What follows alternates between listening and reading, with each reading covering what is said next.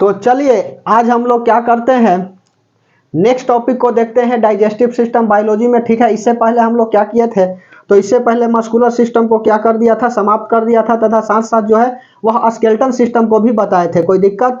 तो आशा करते हैं कि स्केलेटन सिस्टम और मस्कुलर सिस्टम को आप क्या किए होंगे, देख लिए होंगे। ठीक है, आज जो है हम आपका क्या करेंगे, स्टार्ट करेंगे डाइजेस्टिव सिस्टम मतलब कि पाचन क्रिया, और पाचन जो है वह आपका कैसे संपन्न होता है। तो आज की क्लास में पाचन क्रिया से कोई भी डाउट नहीं रहेगी, कोई दिक्कत। तो आइए हमारे साथ बना रहिएगा, बेहतर होगा कि कॉपी पेन निकाल लीजिए और हमारे साथ लिखते चलिएगा। कोई दिक्कत, जो भी इंपॉर्टेंट बात लगेगी, ऐसे तो सब इंपॉर्टेंट बात ही बताएंगे।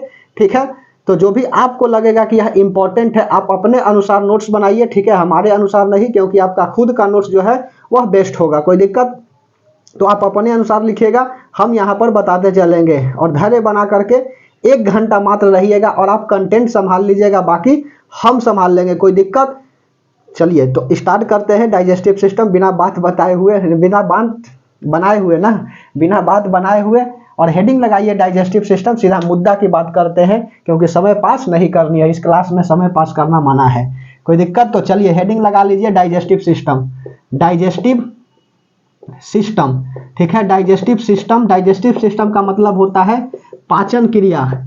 ठीक है, पाचन क्रिया, डाइजेस्टिव सिस्टम मतलब पाचन क्रिया। पाचन क्रिया होता क्या है, तो पाचन क्रिया कहने का अर्थ होता है कि जब हम लोग भोजन करते हैं तो भोजन क्या होता है, छोटे छोटे पार्टों में टूट जाता है, इसी को पाचन कहते हैं। पाचन का मतलब होता है छोटा पार्ट में भोजन का टूट जाना। तो अर्थात यह एक प्रक्रिया है, एक प्रोसेस है, जिसमें भोजन जो है क्या होता है, छोटे छोटे पार्ट में बंट जाता है, उसी को हम लोग बोलते हैं पाचन क्रिया। तो वैसी प्रक्रिया लिख लीजिए, वैसी प्रक्रिया, वैसी प्रक्रिया जिसमें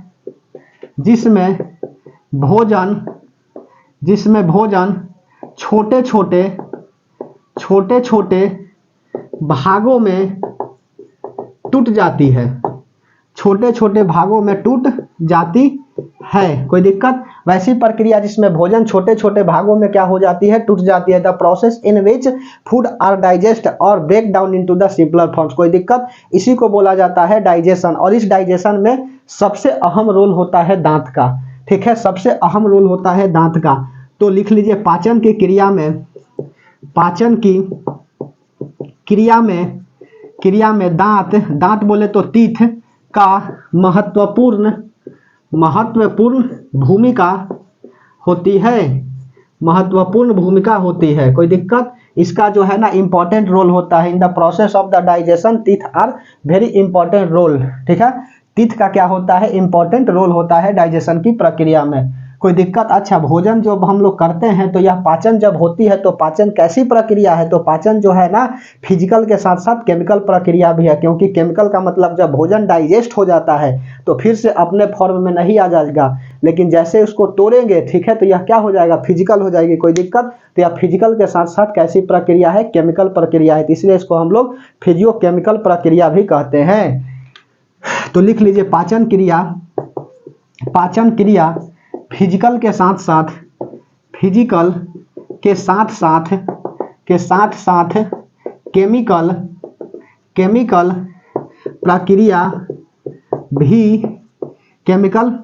प्रक्रिया भी है।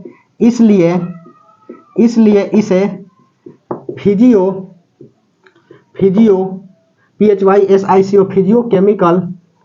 केमिकल प्रक्रिया कहते हैं।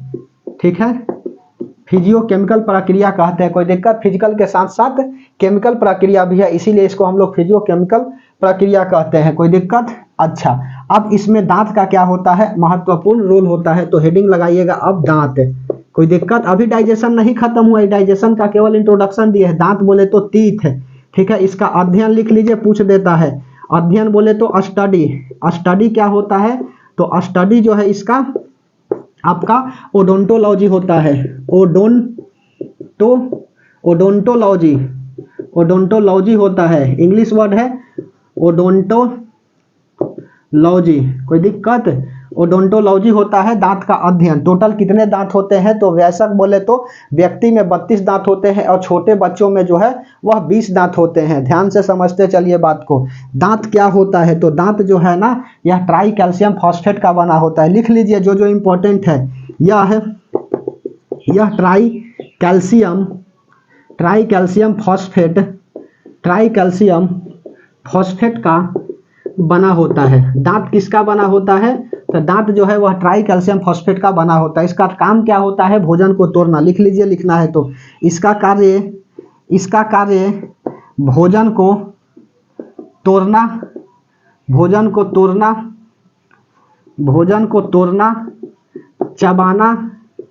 चबाना, चीरना तथा फाड़ना होता है।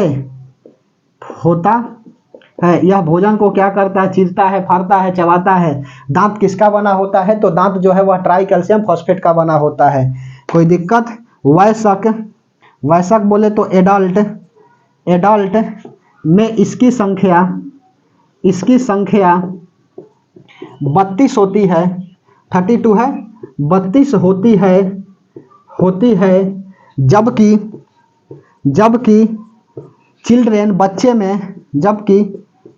में 20 होता है। कोई दिक्कत? 20 होता है। दांत में खाली जगह को फ्लोरीन बोला जाता है। कोई दिक्कत? दांत में खाली जगह को क्या बोला जाता है? तो दांत में खाली जगह को कैविटी बोला जाता है। वेरी सॉरी, फ्लोरीन बोला गया है। खाली जगह को कैविटी बोला जाता है। कोई दिक्कत? मिटा दें। चलिए, समझ में आ रही है बात? लिखते चलिएगा, जो इंपॉर्टेंट बात है ध्यान से समझते चलिए। इसको भी मिटा दें। चलो, धैर्य बनाइएगा, समझ में तो आएगा ही। ठीक है, चलो अगला दांत में ही लिखते चलिएगा। दांत के अंदर खाली जगह को कैविटी कहा जाता है।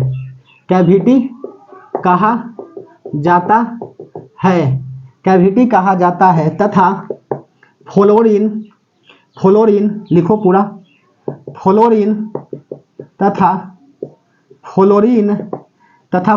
की मात्रा बढ़ जाती है तो डेंटल कैविटी हो जाता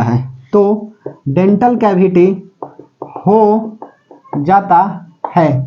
ठीक है, हमारे दांत में खाली जगह को क्या बोला जाता है? तो हमारे दांत में खाली जगह को बोला जाता है आपका कैविटी, और इसी में क्या हो जाता है? आपका फ्लोरीन की मात्रा बढ़ जाती है ना, तो डेंटल कैविटी हो जाता है। समझ में आ रही बात? खुरहा हो जाता है, इसी को डेंटल कैविटी को खुरहा कहा जाता है। कोई दिक्कत? तो उसके बाद में अगला लिखिएगा। दांत के ऊपरी लेयर किसका बना होता है? इनेमल का बना होता है। याद रखिएगा, दांत का ऊपरी लेयर, ऊपरी परत, लेयर मतलब परत, ऊपरी परत पर इनेमल पाया जाता है जो हमारे शरीर का सबसे कठोर भाग है। इनेमल क्या है? सबसे कठोर भाग है। नोट में बात डाल करके लिख लो। हमारे शरीर के सबसे मजबूत हड्डी जबड़ा की हड्डी होती है। हमारे शरीर की सबसे मजबूत हड्डी जबड़ा की होती है। जबड़ा बोले तो जौ होगा, JAW। ठीक है, जौ मतलब होता है जबड़ा, हड्डी मतलब बोन। ठीक है, तो हमारे शरीर के सबसे मजबूत हड्डी कहाँ की होती है? जबड़ा की होती है। जब बच्चा को कुछ नहीं चलेगा ना, तो देखोगे दांत काट लेगा, क्योंकि यहाँ का हड्डी जो है ना वह मजबूत होता है। उसके बाद में अगला दांत का कुछ टाइप लिख लीजिए। जैसे कि दांत 4 प्रकार के होते हैं। उससे पहले मोनोफ्यूडेंट और डाइफ्यूडेंट को समझ लो। पहला इसे लिखो हच दे करके, मोनोफ्यूडेंट का मतलब क्या होता है? तो मोनोफ्यूडेंट का मतलब होता है कि वैसे दांत जो टूट जाते हैं और टूटने के बाद वापस नहीं आते हैं, उसी को कहा जाता है मोनोफ्यूडेंट। कोई दिक्कत? मोनोफ्यूडेंट। तो वैसी दांत जो टूटने के बाद वापस न आए। ठीक है, वापस न आए, उसी को बोला जाता है मोनोफ्यूडेंट। कौन कौन दांत जो है वापस नहीं आएगा? तो थोड़ा सा अभी समझते चलिए। अभी जस्ट बता रहे हैं कि कौन दांत आएगा, कौन दांत नहीं आएगा। ठीक है, धैर्य बनाइए। उसी को मोनोफ्यूडेंट बोलते हैं। और उसके बाद में इसका दूसरा लिख लीजिए डाईफ्यूडेंट। डाईफ्यूडेंट, डाईफ्यूडेंट क्या होता है? तो डाईफ्यूडेंट होता है कि वैसी दांत जो टूटने के बाद दोबारा आ जाए, ठीक है, वापस आ जाए, उसी को डाई मतलब दो दोबारा आ जाए, वैसा थोड़ी है कि 3 बार आ जाएगा, ठीक है। तो वैसी दांत जो टूटने के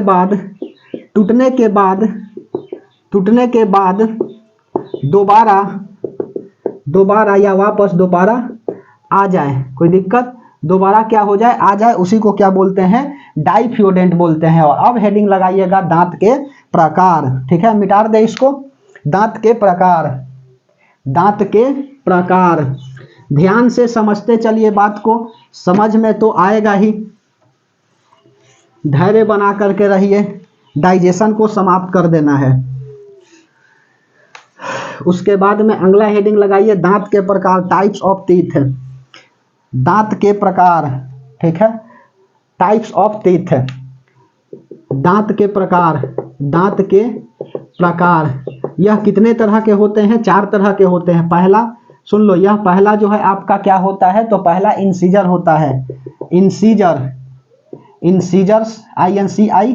INCISOR होता है, इंसीजर। उसके बाद में दूसरा, इंसीजर के बाद अगला क्या होता है? इंसीजर, और क्या हो जाएगा? इंसीजर कैनाइंस, मोलर और प्री मोलर और मोलर होता है, इंसीजर कैनाइंस, CANINES कैनाइंस। तीसरा हो जाएगा आपका प्री मोलर, और उसके बाद में चौथा हो जाएगा आपका मोलर, कोई दिक्कत, मोलर। इंसीजर क्या करता है? इंसीजर जो है ना, हमारे यह वाला आगे वाला दांत होता है इंसीजर, ठीक है, आगे वाला दांत होता है इंसीजर। इसका काम क्या होता है? तो इसका काम होता है काटना। किसी चीज को काटते हो ना, तो इसे सेव कैसे लिया और काट लिया, ठीक है, तो किससे काटते हैं? इंसीजर से काटते हैं। तो इसका काम जो है ना, इसका कार्य भोजन को काटना होता है, कोई दिक्कत। उसके बाद में कैनाइंस क्या करता है? चीरना और फाड़ना, बगल में लिख लीजिए, चीरना और फाड़ना, ठीक है। दातुन वगैरह करते हो ना, तो यहाँ से लेकर के फाड़ते हो, कोई दिक्कत, समझ में आ रही है बात? मांस वगैरह खाते हो ना, तो यहाँ से लेकर के खींचते हो, किससे? तो चीरना फाड़ना आपका कैनाइन से। और प्री मोलर क्या होता है? प्री मोलर जो है ना, यह क्या करता है? भोजन को पीसने का काम करता है, भोजन को पीसना, भोजना लिखा गया, भोजन को पीसना, कोई दिक्कत। भोजन को क्या करता है? पीसता, चिवेट द फूड होता है। और मोलर क्या करता है? तो मोलर जो है ना, यह पीसने के साथ साथ यह चबाने का काम करता है, चबाना। तो बगल में लिख लो, चबाना, चिवेट द फूड, भोजन को पीसना, दोनों एक ही तरह से मतलब काम करता है, प्री मोलर और मोलर। यह भोजन को पीसता है या भोजन को चबाता है, कोई दिक्कत।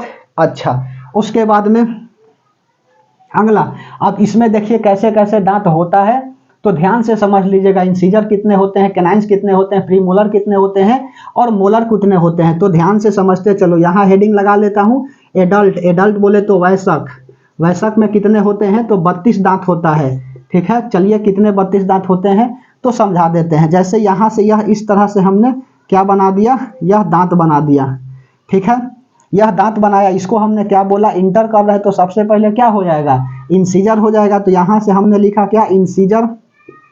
इंसीजर बोल दिए। कितना हो गया इंसीजर? तो गिन के बताने वाला है। यहाँ पर 1 2, ऊपर वाला जॉइंट है ना बाबू, ठीक है मेरे भाई, कोई दिक्कत। तो एक ऊपर का जबड़ा, एक नीचे का जबड़ा, कोई दिक्कत। तो कोई एक जबड़ा को उठा लीजिए और उसके बाद में 2 से इंटू कर दीजिएगा तो काम हो जाएगा, ठीक है। और इसमें भी बांट देंगे, लेफ्ट और राइट कर देंगे, समझ में आ रही है बात? इसीलिए ऊपर वाला उठा रहे। तो देखो यहाँ पर 1 हो गया, 2 और 3 4, तो यहाँ पर क्या हो गया? यह जो है ना इंसीजर है, समझ में आ रही है बात? इंसीजर। उसके बाद में यहाँ पर देखो, यह क्या निकला हुआ है? तो यह जो है आपका कैनाइंस। यह क्या है? तो यह कैनाइंस है, कैनाइंस, यह क्या है? कैनाइंस है। उसके बाद में अगला देखो, यह क्या है? तो यह जो है आपका प्री मोलर। मोलर से जस्ट पहले क्या आएगा? तो यहाँ से लेकर के यहाँ तक क्या होगा? प्री मोलर हो जाएगा। 2 गो रहेगा प्री मोलर, ठीक है। यह क्या होगा? प्री मोलर हो जाएगा। और फिर उसके बाद में यहाँ से 3 ठो निकलेगा, यह वाला जिसमें ड्राइंग कर रहे हैं, ध्यान से समझते चलिए। यह क्या हो जाएगा आपका? तो यह जो है ना, यहाँ से यहाँ तक यह हो जाएगा आपका मोलर। और ठीक इसी तरह से इधर भी होगा, समझ में आ रही है बात? या इंसीजर हो गया, कैनाइंस हो गया, प्री मोलर, और उसके बाद में मोलर। इधर से भी वही हाल है, यहाँ से क्या निकलेगा? 2 गो निकलेगा, और फिर यहाँ से 3 ठो निकलेगा। ठीक है, यह वाला जो जो रंग दिए ना वह क्या हो गया आपका, तो यह जो है आपका मोलर हो गया, और यह जो बचा हुआ है ना यह दोनों हो गया आपका प्रीमोलर। प्रीमोलर और यहाँ से यहाँ तक क्या हो जाएगा, तो यह जो हो जाएगा आपका मोलर हो जाएगा। एक काम करता हूँ, इसको क्या कर लेता हूँ, बांट लेता हूँ 2 भाग में। बांट दिया तो सुनो, बांट दिया तो यह क्या कहलाएगा आपका राइट हो जाएगा जौ, राइट जबड़ा हो जाएगा, और उसके बाद में यह क्या हो जाएगा लेफ्ट जौ हो जाएगा। ऐसा ना कि राइट है इस साइड तो राइट लिख देंगे, देखिए इधर से ऐसे लेफ्ट हो गया ना, कोई दिक्कत, तो यह हो गया लेफ्ट जौ, लेफ्ट जबड़ा, और यह हो गया राइट जबड़ा। तो इंसीजर हो गया, केनाइंस हो गया, प्री मोलर हो गया और मोलर हो गया, कोई दिक्कत, प्री मोलर हो गया और मोलर हो गया। मोलर से जस्ट पहले आता है प्रीमोलर, इसीलिए लिखे हैं। इसका इन कोड वगैरह बना लीजिए, सूत्र। ठीक है, डेंटल फार्मूला क्या क्या आता है पूछ देता है कभी कदाल, डेंटल फार्मूला। तो डेंटल फार्मूला क्या आएगा, तो देखो यहाँ से कै गो है दांतिया, 2 ठो, और यह कितना है 1 है, और यहाँ से 2 है, और यह कितने हैं 3 है। तो क्या बन गया 2 1 2 3, और फिर नीचे भी लिखेंगे यह वाला का 2 1 2 3। कोई दिक्कत, अब देख लो यहाँ पर, तो 2 जौ ऊपर हो गया ना, एक राइट और एक लेफ्ट, तो टोटल ऊपर 2 गो और नीचे कितना हो जाएगा 2 गो, तो टोटल 4 गो हो जाएंगे। कुल निकाल लेता हूँ यहाँ पे, तो कुल कितना हो जाएगा, तो देखो 2 + 1 + 2 + 3, और ऊपर 1 ठो इधर 1 ठो इधर, 2 को भाग हो गया ना। यह ऊपर वाला को हम उठाए हैं अपर जौ को एक तरफ है, और अपर जौ को क्या किए हैं बांट दिए हैं, एक लेफ्ट जौ में और एक राइट जौ में। समझ में आ रही है बात, तो यह 1 भाग और यह 2 भाग, तो 2 भाग ऊपर 2 भाग नीचे, तो टोटल कितने हो जाएगा 4 भाग। तो यहाँ 4 से इंटू कर दीजिए, 2 1 3 2 5 3 8 4 32 हो जाएगा। 8 4 12 मत बोल दीजिएगा, इंटू करना है, 8 और 4 इंटू करेंगे तो 32 दांत होगा। लेकिन अब यहाँ पे समझने वाली बात है कि यह जो है ना आपका लास्ट वाला जिसको हम लोग बोलते हैं विस्डम टीथ, थर्ड मोलर को क्या बोला जाता है, विस्डम टीथ बोला जाता है। और यह जो है ना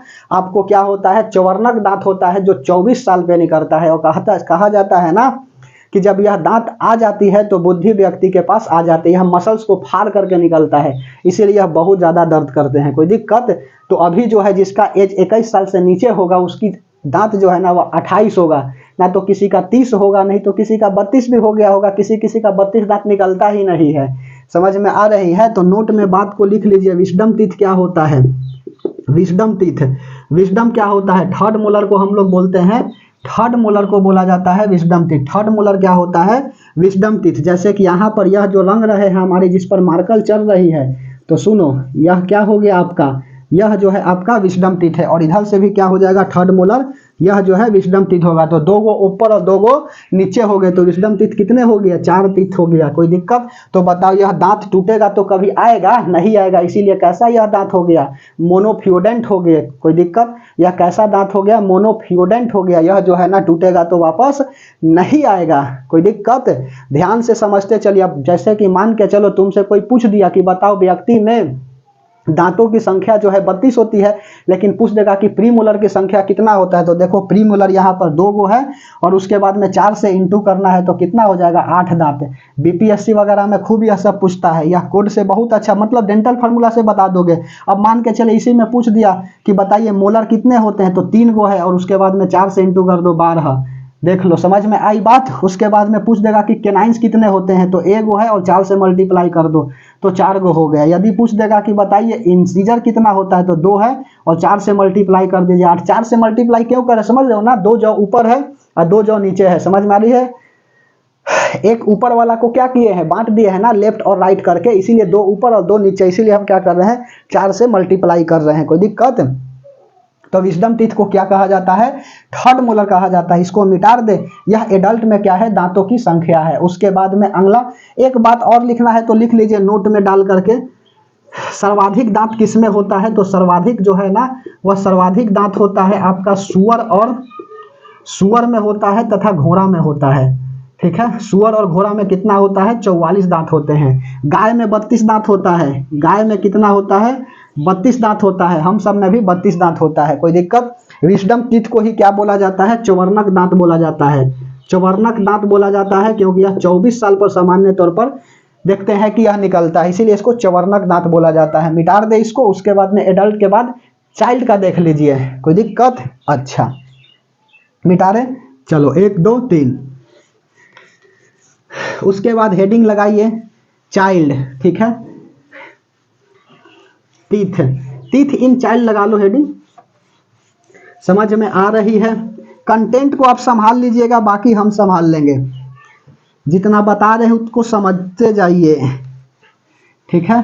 चलिए दांत के प्रकार में अगला बच्चा में देखते हैं। बच्चा बोले तो चाइल्ड, बच्चा होते हैं दिल के सच्चा, ठीक है। बच्चा, बच्चा बोले तो चाइल्ड, ठीक है। चिल्ड्रेन, बच्चे मतलब होता है चिल्ड्रेन, बच्चा मतलब होता है चाइल्ड, ठीक है। इसमें देखो दांत की संख्या, यह क्या हो गया आपका, सुनो कुछ इस तरह से दांत बनता है ना, यह हो गया आपका क्या बोलता है, एक इंसीजर, इंसीजर, इंसीजर। उसके बाद में यह क्या हो गया, कैनाइंस, कैनाइंस हो गया। उसके बाद में यहाँ पर यह अब्सेंट होता है प्रीमोलर, ठीक है। प्रीमोलर क्या हो जाएगा, अब्सेंट हो जाएगा। और इस बचवा में जो है ना, यह देखो मोलर जो है ना 2 ठो होगा, तो यह मोलर हो गया। और यहाँ से भी क्या हो जाएगा, यह इसका मोलर हो जाएगा, कोई दिक्कत, ऐसे बनाओ,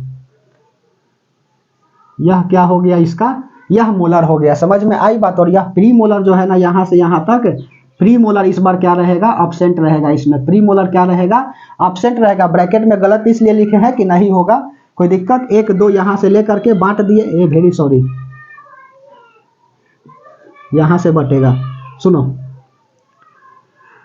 यह हो गया आपका क्या, यह हो गया आपका राइट जॉ, राइट जॉ हो गया। और उसके बाद में यह क्या हो जाएगा आपका, लेफ्ट जॉ हो जाएगा, लेफ्ट जबड़ा हो जाएगा। तो इसमें भी देख लो कोड वगैरह, डेंटल फार्मूला, डेंटल फार्मूला देख लीजिए, डेंटल फार्मूला। तो डेंटल फार्मूला में क्या लिखेंगे, तो डेंटल फार्मूला में हम लोग लिखेंगे कि यहाँ से क्या है, यह वाला 2 गो है, लिख लिया।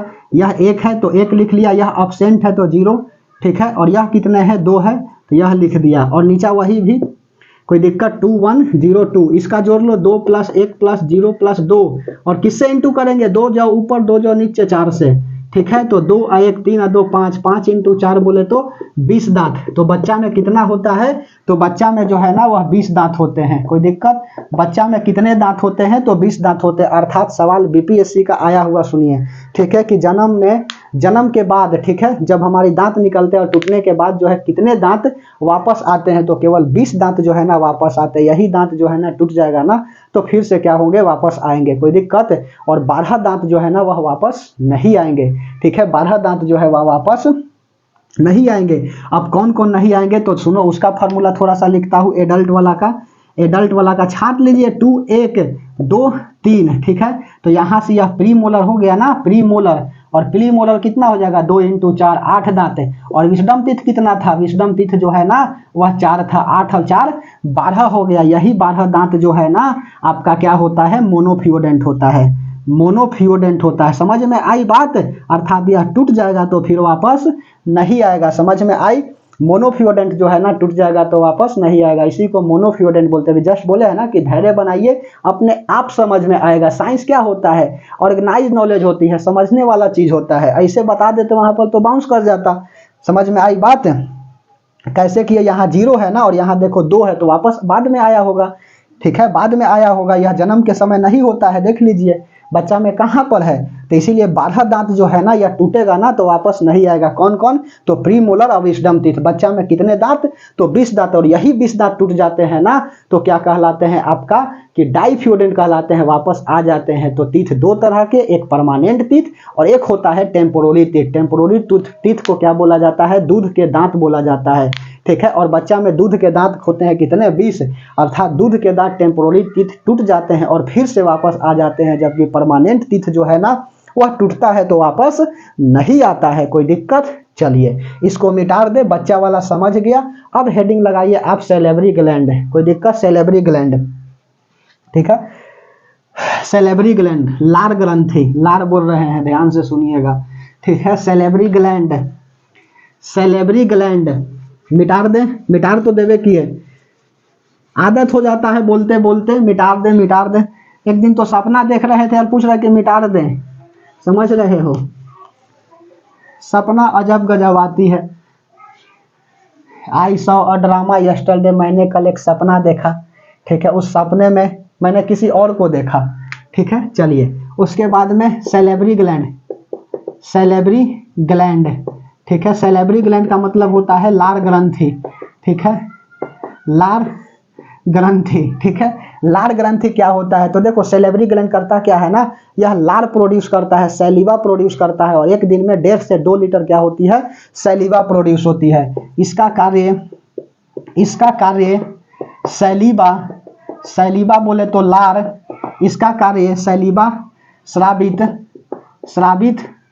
श्रावित करना होता है। श्रावित मतलब सेक्रेट होता है, SECRET, सेक्रेट करना होता है। इसका काम क्या होता है, सैलिवा को सेक्रेट करना होता है।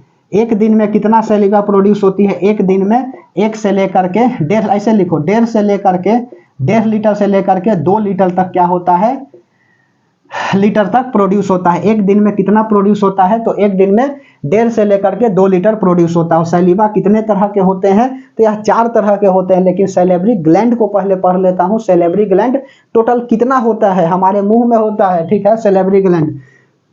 तो नंबर ऑफ सैलेवरी ग्लैंड, ठीक है, लिख लो, देयर आर, ऐसे लिखो, मुख्यतः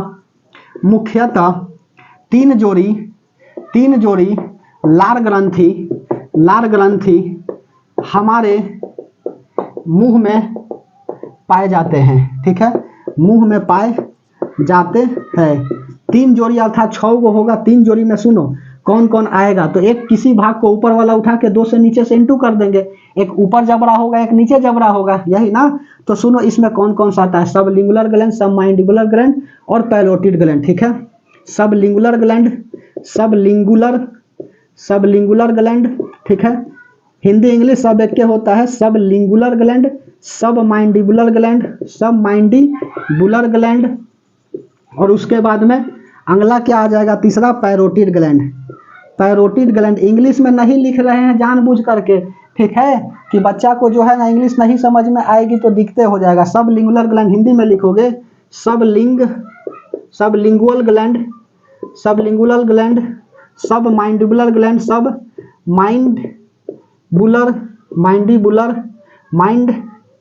माइंडिबुलर, ठीक है, हिंदी और टाइट होता है, सबमाइंडिबुलर।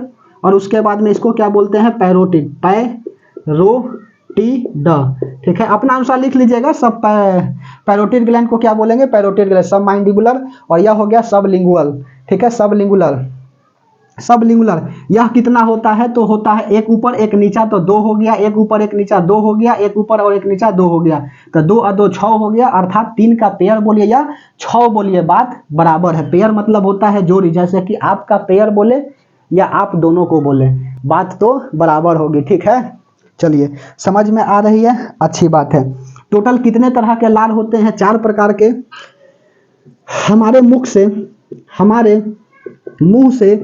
मुंह से कुल 4 प्रकार के लार निकलते हैं या श्रावित होते हैं, लिखो श्रावित होते हैं, ठीक है, श्रावित होते हैं। जैसे 4 प्रकार के लार में कौन कौन सा होगा, तो लाइसोसोमिक हो जाएगा, म्यूलिन होगा, डाइस्टेज होगा और टाइलिन होगा। तो लिखो लाइसोसोमिक हिंदी में भी लिख सकते हैं, लाइसोसोमिक हो गया। उसके बाद में दूसरा लाइसोसोमिक, डाइस्टेज हो गया। तीसरा आपका टाइलिन हो गया, टाइलिन TAYLIN, टाइलिन हो गया। उसके बाद में चौथा लिख लीजिए म्यूकस हो गया, म्यूलिन होता है ना, लाइसोसोमिक, डाइस्टेज, टाइलिन और म्यूलिन, ठीक है, म्यूलिन हो गया, कोई दिक्कत, म्यूलिन हो गया। तो लाइसोसोमिक क्या करता है, यह जो है ना कीड़ा को मार देता है, कीड़े मकोड़े को मारना, ठीक है, यह क्या करता है, इसका काम क्या होता है लाइसोसोमिक का, तो इसका काम जो है ना, यह कीड़े मकोड़े को क्या करता है, मार देता है। कोई दिक्कत, जैसे कि हम लोग भोजन करते हैं तो भोजन करने में क्या होती है, समय लग जाती है 10 से 12 मिनट, कोई दिक्कत, उसके दरमियान क्या होता है, एटमॉस्फेयर से जितने सारे बैक्टीरिया वगैरह उस भोजन पे चले जाते हैं, और जब हम लोग खाते हैं तो थोड़ी दिखता है, वो माइक्रोस्कोपिक होते हैं। यही लाइसोसोमिक क्या करता है, उसको मार देता है। और डाइस्टेज और टाइलिन क्या करता है, तो यहाँ से लिखो, यहाँ बगल में लिख दे, आप उधर लिख लीजिएगा, इसको यहाँ लिखना इसलिए जगह छोड़े हैं, ठीक है। चलो, यह दोनों क्या करता है, यह जो है ना कार्बोहाइड्रेट को तोड़ने का काम करता है, ठीक है, कार्बोहाइड्रेट, कार्बोहाइड्रेट कहने का मतलब हो गया मड, या इसी को बोलेंगे चोकर। चोकर बोले तो मोटे अनाज को हम लोग चोकर बोलते हैं, कोई दिक्कत। कार्बोहाइड्रेट, मड, चोकर को पचाना, इसका काम क्या होता है, यह जो है ना पचाता है, कोई दिक्कत। पचाना का मतलब क्या होता है, छोटे छोटे में भोजन का टूट जाना ही क्या कहलाता है, डाइजेशन कहलाता है, कोई दिक्कत। तो पूछ देगा कि कार्बोहाइड्रेट का पाचन क्रिया कहाँ से स्टार्ट होती है, तो वह जो है ना आपका हो जाता है मुंह से। पाचन क्रिया कहाँ से स्टार्ट होती है, मुख से होती है, पेट से नहीं होता है। ध्यान से समझिए बात को, ऐसा ना कि पेट माल दीजिएगा तो गलत हो जाएगा। पाचन की जो क्रिया है ना वह कहाँ से होती है स्टार्ट, तो वह होता है आपका मुख से होता है, ठीक है। मुख बोले तो माउथ से होती है, कोई दिक्कत। लेकिन समाप्त कहाँ पर होता है, छोटी इंटेस्टाइन, मतलब छोटी इंटेस्टाइन कहने का मतलब स्मॉल इंटेस्टाइन, छोटी आंत में क्या हो जाता है, संपन्न हो जाता है इरेप्सिन के द्वारा, कोई दिक्कत। तो ध्यान से समझते चलिए, इरेप्सिन हार्मोन होता है, हार्मोन और एंजाइम क्या होते हैं बताएंगे अभी, अभी बहुत यह बड़ा टॉपिक है, कोई दिक्कत। तो लाइसोसोमिक हो गया, डायस्टेज हो गया, टाइलिन और म्यूलिन क्या करता है, तो म्यूलिन जो है ना यह भोजन को चिपचिपा करता है, यह भोजन को चिपचिपा कर देता है, चिपचिपा, ठीक है, चिपचिपा कर देता है भोजन को। तभी ना हम लोग क्या करते हैं, घोट पाते हैं, नहीं तो चिपचिपा नहीं होगा तो भोजन जाएगा ही नहीं। जैसे कि आप पनीर खा करके देखिएगा सूखा हुआ, ठीक है, घोटिएगा तो नहीं घोटाएगा, क्योंकि उसमें क्या करता है, म्यूलिन नहीं मिल पाता है, मिक्स नहीं हो पाता है अच्छा से, इसीलिए जो है ना घोटने में दिक्कत हो जाती है, ठीक है। जैसे कि नारियल खाओगे ना, तो नारियल खाने के बाद कोई कोई देखोगे ऐसे करके फुर फुर उड़ा देता है, ठीक है, चबा लेता है, उसके अंदर के जितना पानी है चबा करके क्या कर गया, घोट गया, उसके बाद में फुरफुरा देता है इस तरह से। क्यों, क्योंकि म्यूलिन जो है ना उसमें क्या हो जाता है, मिक्स नहीं हो पाता है बढ़िया से, इसीलिए उसको घोटने में दिक्कत होती है और फुरफुराने में मजा आता है, कोई दिक्कत। ऐसा किए हो कि नहीं, सच सच बताना, ठीक है। जो जो किया हो कमेंट में लिखेगा कि हाँ किए हैं, ठीक है। म्यूलिन हो गया, यह भोजन को चिपचिपा करता है। अच्छा, सांप का जहर कहाँ पे होता है, तो पैरोटिड ग्लैंड में होते हैं, लिख दे। पैरोटिड ग्लैंड कहाँ पे होता है, सुनो, यह सबका पूछ देगा कि यह कहाँ कहाँ होता है, इसको मिटा दे, इसको बताना है ना कि कहाँ कहाँ जो है ना यह सब ग्लैंड होते हैं, ठीक है। मुंह में ही होते हैं, लेकिन कहाँ होते हैं, चलिए ये तो बात की बात है कि कहाँ होते हैं। उसके बाद अब भोजन जाएगा ग्रास नली के द्वारा, जो है ना कहाँ पे, ओसोफेगस के द्वारा जाएगा भोजन पेट में, और पेट में जाएगा तो सुनो, सब लिंगुलर ग्लैंड कहाँ होता है, सब माइंडिबुलर ग्लैंड कहाँ होता है, और पैरोटिड ग्लैंड जो है ना वह कहाँ पर होता है, तो सब लिंगुलर ग्लैंड यह जीभ के नीचे होता है, यह जीभ के टंग, जीभ मतलब होता है टंग, यह जीभ के नीचे होता है, नीचे होता है, कहाँ पे, तो बताता हूँ, ऐसे आ करिए, यहाँ पर होता है, समझ में आ रही है बात, जीभ के क्या है, नीचा होता है। उसके बाद में यह जो है ना सब माइंडिबुलर ग्लैंड कहाँ पर होता है, ठोर के पास होता है, ठोर बोले तो लिप्स, लिप्स के पास होता है, लिप्स, लिप्स के पास होता है, लिप्स बोले तो ठोर, ठीक है। अब ठोर रंगने की बात नहीं कर रहे हैं, ठीक है, कोहेसिव फोर्स और एडहेसिव फोर्स अलग है वह कंडीशन, ठीक है, कोई चिपक जाता है, कोई नहीं चिपक जाता है, समझ में आ रही है बात। तो यहाँ पर होता है, देखो, ठीक है, ऐसे यहाँ होता है, समझ में आ रही है बात। तो यहाँ पर क्या होता है, तो यह जो है ना आपका सब माइंडिबुलर ग्लैंड होता है, और पैरोटिड ग्लैंड कहाँ पर होता है, यहाँ पे होता है, यहाँ पे पैरोटिड ग्लैंड होता है, दिख रही है, यहाँ पे पैरोटिड ग्लैंड होता है, अंदर में होता है, बाहर से थोड़ी दिखेगा। और इसी ग्लैंड में क्या होता है, इस ग्लैंड में सांप का जहर, सांप, सांप बोले तो भुजंग, ठीक है, सांप का जहर, सांप मतलब होता है स्नेक, भुजंग, ठीक है। इस ग्लैंड में सांप का जहर स्टोर होती है, स्टोर होती है। सांप का जहर दो तरह के होता है, सांप का जो जहर है ना यह दो तरह के होता है, कौन कौन होता है, तो एक होता है आपका होमोटॉक्सिन और दूसरा होता है न्यूरोटॉक्सिन, ठीक है, होमोटॉक्सिन, होमोटॉक्सिन और दूसरा होता है आपका न्यूरोटॉक्सिन, ठीक है, न्यूरोटॉक्सिन, होमोटॉक्सिन और उसके बाद में न्यूरोटॉक्सिन होता है, समझ में आई बात। होमोटॉक्सिन हो गया और न्यूरोटॉक्सिन हो गया।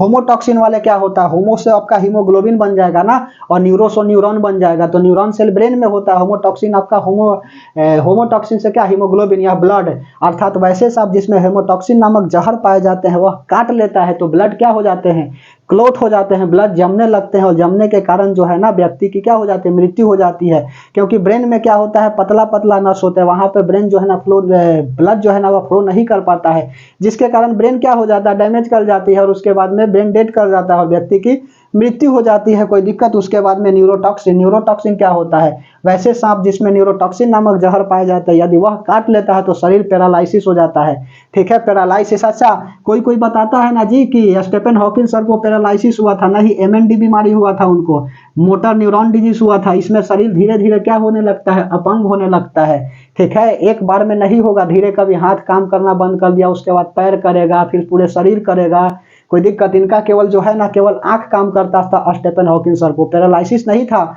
उनको, एमएनडी था, मोटर न्यूरॉन डिजीज था, कोई दिक्कत। ध्यान से समझते चलिए बात को, कई तरह की बीमारी आ गई है। तो न्यूरोटॉक्सिन क्या होता है, तो वैसे सांप जिसमें न्यूरोटॉक्सिन नामक जहर पाई जाती है, यदि वह काट लेता है ना, तो व्यक्ति का शरीर जो है ना वह पैरालाइजर होने लगेगा, पैरालाइसिस मारने की तरह हो जाएगा, कोई दिक्कत, और शरीर काम नहीं करेगा। उसके बाद में अगला, यदि सांप का जहर जो है ना काटता है, तो सांप का जहर जो है ना किसके प्रभाव करता है, किस अंग पर प्रभाव करता है, तो यह नर्वस सिस्टम पर करता है। कहाँ पे लिख दे, यहाँ पर लिख लो, यह आया हुआ सवाल है। सांप का जहर, सांप का जहर, सांप का जहर व्यक्ति के, सांप का जहर व्यक्ति के कहाँ प्रभाव करता है, सांप का जहर व्यक्ति के तंत्रिका तंत्र, तंत्रिका तंत्र, तंत्रिका तंत्र, तंत्रिका तंत्र बोले तो nervous system, nervous system, nervous system, तंत्रिका तंत्र पर प्रभाव पड़ता है। सांप का जहर व्यक्ति के तंत्रिका तंत्र पर प्रभाव डालता है, ठीक है, डालता है। समझ में आ रही बात, सांप का जहर जो है ना कहाँ प्रभाव डालता है व्यक्ति के, तो तंत्रिका तंत्र, नर्वस सिस्टम पर क्या करता है, प्रभाव डालता है। अर्थात जब सांप काट लेता है ना, तो क्या होते हैं, सांप काट लेता है तो सांप के जहर से कम व्यक्ति और जो है हार्ट अटैक से है ना वह ज़्यादा मर जाते हैं, कोई की दिक्कत। सांप का जहर जो है ना पूरे बॉडी में फैलने में 2 से 2.5 घंटा का समय लगता है, और 2 से 2.5 घंटा में क्या होता है, आपका व्यक्ति को बचाया जा सकता है डिस्ट्रिक्ट हॉस्पिटल ले जा करके, कोई दिक्कत। एंटीटॉक्सिन और एंटीवेनम का सुई आता है, लिख लो इंजेक्शन, हम डॉक्टर थोड़ी है लेकिन पढ़ा देते हैं, ध्यान से समझिए बात को। एंटीटॉक्सिन और एंटीवेनम का सुई आता है, मिटा दे, ध्यान से समझिए, जब समझिए रहे तो पूरा समझेंगे, ठीक है। यदि मान के चलिए एंटीवेनम और एंटीटॉक्सिन नहीं मिल रहा है तब क्या होगा, तो सुनो, नहीं होगा तब हम बताता हूं। यदि एंटीवेनम और एंटीटॉक्सिन नहीं मिलेगा तब देखिए क्या होगा, ठीक है। यहां से मिटा दें इसको, जो जो इम्पोर्टेंट अभी नहीं, इम्पोर्टेंट मतलब तो सब है, अभी जिसका जरूरत नहीं है उसको क्या कर रहा हूं, मिटा रहा हूं, ठीक है। जो जरूरत है उसी को रखे हुए हैं यहाँ, ठीक है। चलिए उसके बाद में नेक्स्ट बात को लिख लीजिए नोट में डाल करके, ठीक है। एंटीवेनम, एंटीवेनम या एंटीटॉक्सिन, या लिखो और लिखो जो लिखना, एंटीवेनम और एंटीटॉक्सिन, एंटीटॉक्सिन का इंजेक्शन, इंजेक्शन, इंजेक्शन बोले तो सुई, ठीक है। एंटीवेनम या एंटीटॉक्सिन का इंजेक्शन, INGECTION, इंजेक्शन, कोई दिक्कत। एंटीवेनम या एंटीटॉक्सिन का इंजेक्शन सांप के जहर के प्रभाव को कम कर देता है या खत्म कर देता है। सांप के जहर, एंटीवेनम या एंटीटॉक्सिन का इंजेक्शन सांप के जहर के प्रभाव को खत्म कर देता है, खत्म कर देता है, कोई दिक्कत, खत्म कर देता है। अच्छा, यदि मान के चलिए एंटीवेनम और एंटीटॉक्सिन सुई नहीं मिल रहा है तब क्या होगा, ठीक है। तब सलाइन वाटर आते हैं, ठीक है। और सलाइन वाटर करने के बाद, सलाइन वाटर करता क्या है ना, डॉक्टर से आप चढ़वा लीजिए, यदि आपका डिस्ट्रिक्ट हॉस्पिटल दूर है तो। सलाइन वाटर कैसे वाटर है, तो इसमें डेक्सट्रोज नहीं होता है, शुगर की मात्रा नहीं होती है, क्योंकि यदि व्यक्ति को शुगर है तब तो दिक्कत ही हो जाएगा जी, ठीक है। डेक्सट्रोज लगाएंगे तब तो दिक्कत हो जाएगा। डेक्सट्रोज कब लगाया जाता है, जब व्यक्ति कमजोर हो जाते हैं, ठीक है। सलाइन वाटर आते हैं, नॉर्मल सलाइन। यदि लिख लो नोट में बात, यदि एंटीवेनम, एंटीवेनम और एंटीटॉक्सिन, एंटीटॉक्सिन सुई उपस्थित न हो, उस कंडीशन में, उस स्थिति में व्यक्ति को नॉर्मल सलाइन वाटर चढ़ाया जाता है, नॉर्मल सलाइन वाटर चढ़ाया जाता है। पानी भी कई तरह के होते हैं, सलाइन में आपका आता है नॉर्मल सलाइन, डेक्सट्रोज होता है, डेक्सट्रोज 5 होता है, डेक्सट्रोज 10 होता है और डेक्सट्रोज 25 होता है, सेफ्रॉन होता है, उसके बाद में मेट्रॉन होता है और हेमेक्सिल होता है, ठीक है। तो यह पानी के इतना प्रकार होते हैं, अभी नहीं पढ़ाना है, जब पानी बताएंगे ना वाटर के बारे में, इसी में पढ़ना है वाटर के बारे में, आगे पढ़ना है न्यूट्रिएंट्स जब पढ़ाएंगे ना टॉपिक, उसमें बताना है कि पानी जो है ना कैसे चढ़ाया जाता है व्यक्ति में। तो यह तो केवल जानकारी के लिए बता दिए हैं, ठीक है, इसीलिए झाड़ फूक के चक्कर में मत पड़िए। टोटल सांप जो है ना वह 550 तरह के सांप पाए जाते हैं। सांप की कुल प्रजातियां, लिख लो पूरा कहानी सांप की। सांप की कुल प्रजातियां लगभग 550 तरह के होते हैं, जिसमें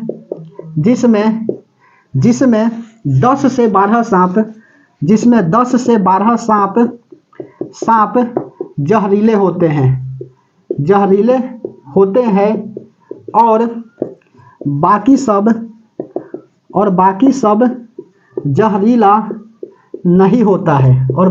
जहरीला नहीं होता है। कोई दिक्कत? बाकी सब जहरीला नहीं होता। यह जानना बहुत जरूरी है क्योंकि व्यक्ति का लगभग जो है ना साल में पूरे दुनिया में 1 लाख व्यक्तियों की मृत्यु होती है, ऐसा डाटा बताता है सांप को काटने से। कोई दिक्कत? तो यह सांप के बारे में इसीलिए हमने क्या किया, बता दिया। कोई दिक्कत? तो याद रखिएगा, सवाल आपसे एगो सिंपल यहाँ से पूछता है कि जब व्यक्ति को सांप काटती है ना तो किस अंग पे प्रभाव करता है? नर्वस सिस्टम पे प्रभाव करता है, तंत्रिका तंत्र पर। अर्थात सांप के जहर से कम और व्यक्ति जो है ना हार्ट अटैक करने से व्यक्ति की क्या हो जाती है, मृत्यु हो जाती है। कौन सा इंजेक्शन दिया जाता है? तो एंटी वेनम और एंटी टॉक्सिन दिया जाता है। यदि अवेलेबल नहीं है तो नॉर्मल सलाइन वाटर चढ़ाया जाता है। यदि किसी व्यक्ति को मान के चलिए कि दस्त वगैरह हो गया तो उस स्थिति में क्या किया जाता है, डेक्सट्रोज चढ़ाया जाता है, ठीक है। उसके बाद में एक्सीडेंट वगैरह हो जाता है, ब्लड गिर जाते हैं तो सेफ्रॉन और नहीं तो मेट्रॉन चढ़ाया जाता है। और यदि बहुत ही हालत नाजुक है, बहुत ही खराब कंडीशन है, तब जाकर के हेमेक्सिल चढ़ाया जाता है। कोई दिक्कत? हेमेक्सिल महंगा पानी आते हैं, समझ में आ रही बात। डिलीवरी वगैरह के समय हेमेक्सिल दिया जाता है, समझ में आई। तो यह सब आपका पानी में बताएंगे, कोई दिक्कत नहीं होगा। उसके बाद में डाइजेस्टिव सिस्टम में अब स्टार्ट होता है पाचन क्रिया। कोई दिक्कत? तो पाचन क्रिया को स्टार्ट करें, समय देख लें। चलिए अभी तो 42 मिनट ही हुआ है, आगे बताता हूं पाचन क्रिया। समय देखना पड़ता है ना। पाचन क्रिया ध्यान से समझते चलिए। अब आया पाचन क्रिया की बात। अभी तक जो है ना वह दांत वगैरह बता रहे थे, कैसे कैसे ग्लैंड वगैरह हमारा सैलिवरी ग्लैंड सैलिवा प्रोड्यूस करता है। अब है पाचन क्रिया, और पाचन क्रिया को ध्यान से समझिएगा, ठीक है।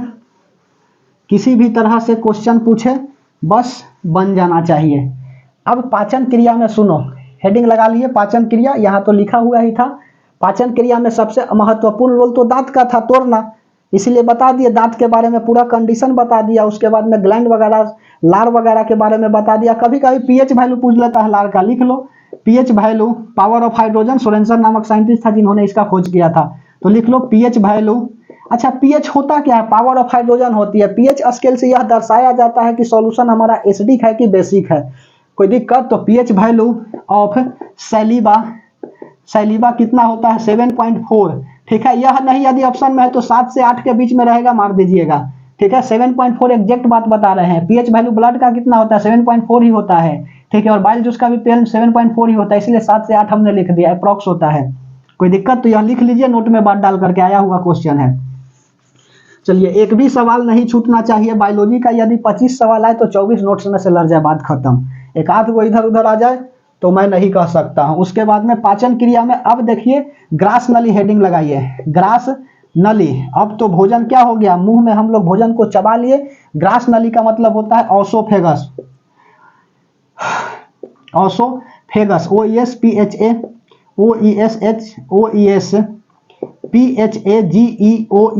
ओसोफेगस। ओसोफेगस का मतलब क्या होता है? ग्रास नली, या इसी को बोलते हैं फूड पाइप, या इसी को बोला जाता है फूड पाइप, ठीक है। फूड पाइप बोला जाता है। इसकी लंबाई कितना होती है? इसकी लंबाई 25 सेंटीमीटर होती है। इसकी लंबाई कितना होती है? तो इसकी लंबाई जो है ना 25 फीट होती है कि 25 मीटर होती है, बताओ। इसकी लंबाई जो है ना, टोटल आपका एलिमेंट्री कैनाल का लंबाई कितना होता है? 9 से 10 मीटर होता है। इसकी लंबाई जो है वह 25 सेंटीमीटर होता है। ध्यान से समझते चलिए, 25 सेंटीमीटर तक होता है। यह अप्रॉक्स वैल्यू है। यह हाइट के ऊपर क्या करता है? व्यक्ति का हाइट जो है ना उसके ऊपर डिपेंड करते हैं, ठीक है। यह कितना होता है, पानी पी ले, 1 मिनट बना रहिएगा।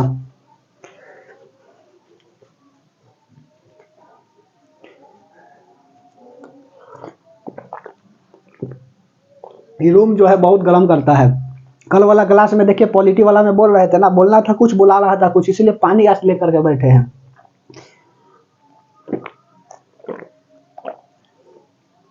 चलिए ध्यान से समझते चलिएगा बात को, ठीक है।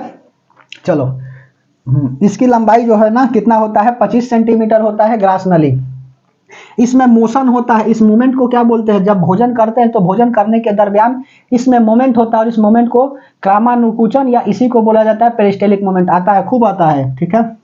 भोजन के दरमियान, भोजन करने के दरमियान, भोजन करने के दरमियान दरमियान इसमें मोशन होता है, इसमें मोशन होता है जिसे पेरिस्टेलिक मोमेंट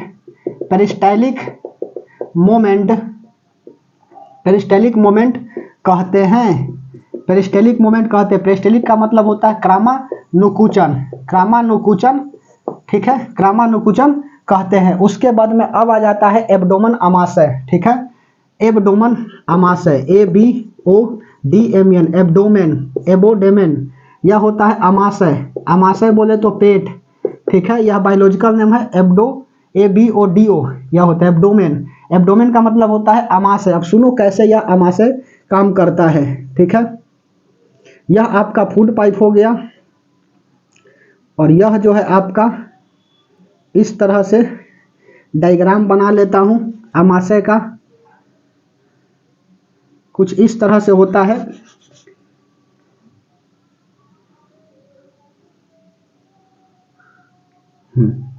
देखिए इस तरह से क्या होता है, यह आपका आमाशय हो गया। यह क्या हो गया आपका ग्रास नली। ग्रास नली बोले तो फूड पाइप होता है, इसकी लंबाई 25 सेंटीमीटर होती है। यह जो है ना व्यक्ति के हाइट के ऊपर क्या करता है, निर्भर करता है। 14 से 25 सेंटीमीटर तक इसकी लंबाई होती है। और पूरे आहार नल की लंबाई कितना होता है, आहार नल बोले तो यहाँ से लेकर के, मुख से लेकर के एनस तक। लिख लो एलिमेंट्री कैनाल, यहाँ पर फिर मिटा देंगे नोट में, एलिमेंट्री कैनाल पूछ देगा। एलिमेंट्री कैनाल, एलिमेंट्री कैनाल का मतलब होता है CANAL है, एलिमेंट्री कैनाल, इसको बोला जाता है आहार नाल, ठीक है। आहार नाल, इसकी लंबाई कितना होता है, तो इसका लंबाई जो है ना वह 32 मीटर होता है।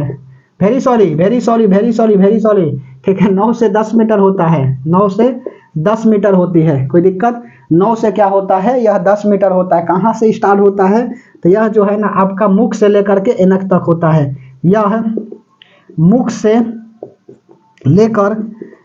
लेकर एनस तक फैला होता है, एनस तक फैला होता है, एनस तक क्या होता है, फैला होता है, कोई दिक्कत। यह मुख से लेकर के एनस तक क्या होता है, फैला होता है। इसको मिटा दे। यह आहार नाली, इसकी शेप कैसा होता है, तो इसका शेप जो है ना इंग्लिश अल्फाबेट के जे आकार की होती है। जे बोले तो इस तरह से, कोई दिक्कत। तो कभी कदाल पूछ देता है, इसीलिए हमने बता दिया। इसको मिटा रहे, मेन तो मुद्दा हमको बताना है डाइजेशन, कोई दिक्कत। ये सब कभी कदाल पूछ देता है छोटा एग्जाम में, इसीलिए बता दिए, ठीक है। ग्रास नली यह फूड पाइप होता है, और इसका पेट का जो है ना यह 3 भाग होता है, इस तरह से। सुनो, 1 भाग हो गया, 2 हो गया, 3 हो गया। इसको हम लोग फर्स्ट भाग को बोलते हैं कार्डियाइक, ठीक है, कार्डियाइक बोलते हैं क्योंकि यह कहाँ पर होता है, तो हमारे बाएं साइड होते हैं, जस्ट हर्ट के नीचा, ठीक है। हर्ट से क्या होता है, नीचा होते हैं, इसीलिए इसको क्या बोला जाता है, कार्डियाइक बोला जाता है, ठीक है। और इसका काम क्या होता है, HCl प्रोड्यूस करना। HCl कौन बनाता है, तो HCl जो है ना प्रोड्यूस का मतलब होता है बनाना। HCl प्रोड्यूस करने का कार्य, ठीक है, कौन करता है, तो यह कार्डियाइक करता है। यदि भोजन में HCl मिल जाता है तो भोजन कैसा हो जाता है, एसिडिक हो जाता है, भोजन एसिडिक हो जाता है। और यदि ज़्यादा एसिड मिल जाता है तो एसिडिटी हो जाता है, और इसको हम कम करने के लिए क्या करते हैं, मिल्क ऑफ मैग्नीशिया लेते हैं, जैसे कि MgOH2, ठीक है। एसिडिटी यहाँ पर लिखेंगे बाद में, पहले समझ लीजिए। कार्डियाइक हो गया, HCl प्रोड्यूस करने का क्या करता है, कार्य करता है। इसका दीवाल जो है ना किसका बना होता है, तो यह दीवाल जो है यह म्यूकस का बना होता है। म्यूकस क्या है, इसका दीवाल है, दीवाल, ठीक है। दीवार क्या है, म्यूकस है। जो करता क्या है ना, तो यह जो है आपका HCl से क्या करता है, प्रोटेक्ट करता है। यह HCl से प्रोटेक्ट करता है। प्रोटेक्ट का मतलब होता है रक्षा करता है, ठीक है, रक्षा करता है। नहीं तो मालूम चलेगा कि HCl इतना खतरनाक होता है ना कि इसमें कांटी को हम रखेंगे, नेल को रखेंगे तो क्या होगा, नेल मतलब कांटी को रखेंगे तो यह HCl जो है ना उसको भी क्या कर देगा, गला देगा। तो यहाँ पर मसल्स को क्यों नहीं गला रहा है कार्डियक को, तो इसलिए नहीं गला रहा है ना कि यह म्यूकस की दीवार है और यह क्या करता है, बेस छोड़ता है। यह जो है ना, यह बेस बोले तो क्षारीय, यह बेस छोड़ देता है, यह बेस छोड़ देता है, जिसके कारण एसिड और बेस मिलते हैं तो क्या बन जाते हैं, एसिड और बेस मिलकर के न्यूट्रल हो जाता है। यह केमिस्ट्री में बताएंगे, न्यूट्रल हो जाता है, जिसके कारण क्या होते हैं, यह दीवार जो है ना वह सुरक्षित रह जाता है। समझ में आ रही है बात, लिखते चलिए मिटाते चलेंगे, ठीक है। यह म्यूकस हो गया, समझ में आ रही है बात। HCl प्रोड्यूस करने का काम कहाँ होता है, तो फर्स्ट भाग में होता है। फर्स्ट भाग क्या होता है, कार्डियक हो जाता है। कोई दिक्कत यहाँ भी लिख दे, इस बात से ध्यान से समझते चलो। यदि एसिड बोले तो अम्ल, यदि अम्ल की मात्रा ज्यादा हो जाता है तो एसिडिटी हो जाती है, और इसमें मिल्क ऑफ मैग्नेशिया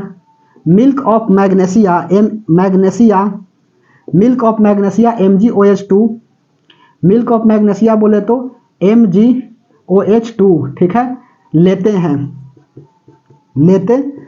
कोई दिक्कत, मिल्क ऑफ मैग्नेशिया क्या करते हैं, लेते हैं। यह किस में होता है, तो यह इनो में होता है। कोई दिक्कत, यह किस में होता है, इनो में होता है। तो यह फर्स्ट भाग कार्डियक था। उसके बाद में सेकेंड भाग को देखो, मिटाते चले, ध्यान से समझते चलिए और लिखते चलिए, ठीक है। चलो अगला, ये पूरे को मिटा करके अच्छा से ऊपर बनाए क्या, चलो मिटाते बनाता हूं। म्यूकस हो गया, अब म्यूकस के बाद फंडिक आएगा और उसके बाद में तब पाइलोरिक हो जाएंगे। ध्यान से समझते चलिए बात को, तुरंत यह खत्म हो जाएगा, चिंता नहीं करना है। ऐसे तो डाइजेशन हम ऑलरेडी पढ़ा दिए हैं, लाइफ प्रोसेस में जिसको देखना होगा वह इंग्लिश में बताए हुए हैं। कोई दिक्कत, वहां पर भी जाके देख सकते हो, ठीक है। क्लास 10 करके लाइफ प्रोसेस डाले हुए प्ले स्टोर में जाके देख सकते हैं, ठीक है। चलिए, और नहीं तो यहाँ से समझिए, जिस भाई को यहाँ से समझना है वह यहाँ से भी समझ सकता है, ठीक है।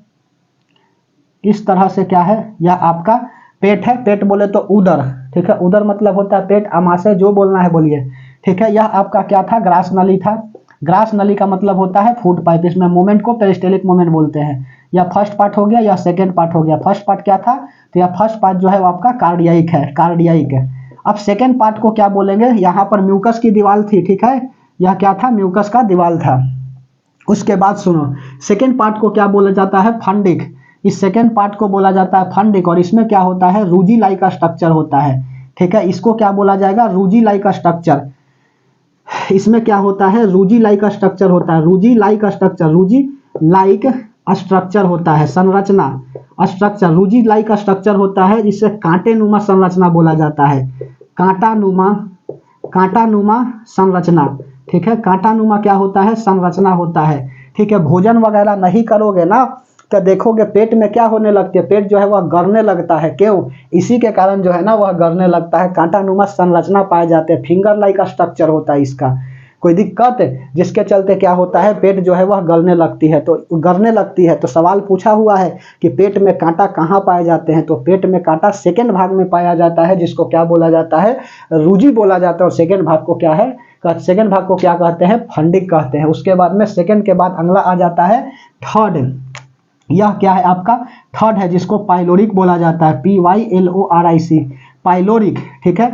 पाइलोरिक, इसको मिटा दें, ध्यान से समझते चलिए। यह क्या हो गया आपका पाइलोरिक, क्योंकि जगह कम है ना, फिगर बहुत बड़ा बनेगा।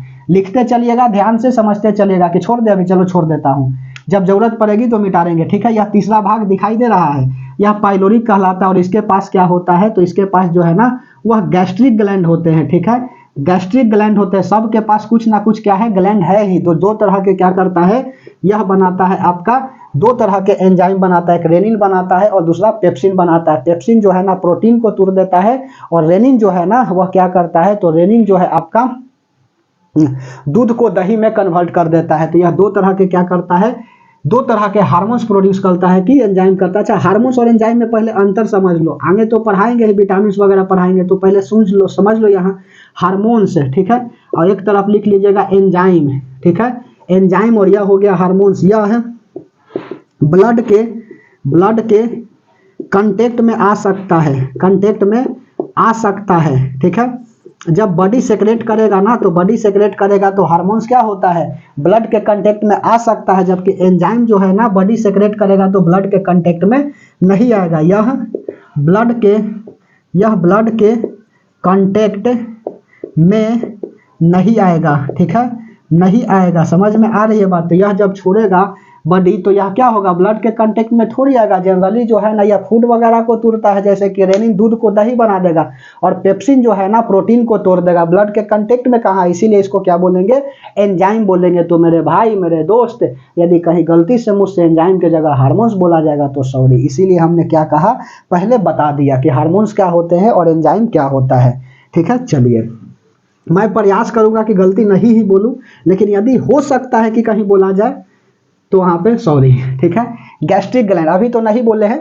गैस्ट्रिक ग्लैंड यह दो तरह के क्या करता है, एंजाइम बनाता है। पहला बना देगा रेनिन, ठीक है, रेनिन, और दूसरा क्या बना देगा आपका पेप्सिन, ठीक है। रेनिन हो गया और उसके बाद में पेप्सिन हो गया। रेनिन क्या करता है, दूध से दही बनाना, ठीक है, दूध को दही बनाना, ठीक है, दही बनाना कौन करता है, तो यह रेनिन करता है। बच्चा देखोगे ना तो दूध पीने के बाद उल्टी करता है तो दूध फटा फटा हो जाता है, क्यों, यह रेनिन के कारण हो जाता है। तो दूध से दही बन जाता है, क्यों, रेनिन के कारण। और पेप्सिन क्या होता है, पेप्सिन जो है ना यह प्रोटीन को तोड़ देता है, यह प्रोटीन को तोड़ देता है, पेप्टोड में तोड़ता है, बता रहा हूं अभी, लास्ट में नोट में लिख देंगे कि कौन किस में टूटेगा। यह प्रोटीन को तोड़ देता है, कोई दिक्कत, यह प्रोटीन को क्या करता है, तोड़ देता है पेप्सिन। और उसके बाद में फिर यहाँ पर आगे बढ़ जाइए, तो यह जो है आपका क्या हो जाएगा, तो यह आपका स्मॉल इंटेस्टाइन हो जाएगा, छोटी आंत हो जाएगी। समझ में आ रही है बात? यह क्या हो जाएगा, छोटी आंत हो जाएंगे, छोटी आंत। कहने के लिए यह छोटी है लेकिन है बड़ी, ध्यान से समझते चलो। यह क्या हो गया आपका, छोटी आंत हो गया, इसको बोलेंगे छोटी आंत। लेकिन यहाँ पर क्या होता है आपका, तो यह जो है ना पेनक्रियाज होता है, पेनक्रियाज बोले तो अग्नाशय, ठीक है, अग्नाशय इसको बोलते हैं, पेनक्रियाज बोले तो अग्नाशय। यह क्या करता है, तीन तरह के, यह भी एंजाइम सेक्रेट करता है, ठीक है, यह भी क्या करता है, तो तीन तरह के एंजाइम सेक्रेट करता है। पेनक्रियाज से तीन तरह के क्या होते हैं, एंजाइम निकलते हैं। कौन कौन निकलता है, तीन तरह के एंजाइम कौन कौन निकलता है, एंजाइम, और एंजाइम कितने, तीन तरह के, तो पहला, दूसरा और तीसरा। इसको मिटा देंगे क्योंकि जगह की जरूरत हमको पड़ेगी, ठीक है। तो एंजाइम एक हो गया LAT, ठीक है, लाइपेज हो गया, उसके बाद में ए से एमाइलेज हो गया, और उसके बाद में ट्रिप्सिन हो गया, ठीक है।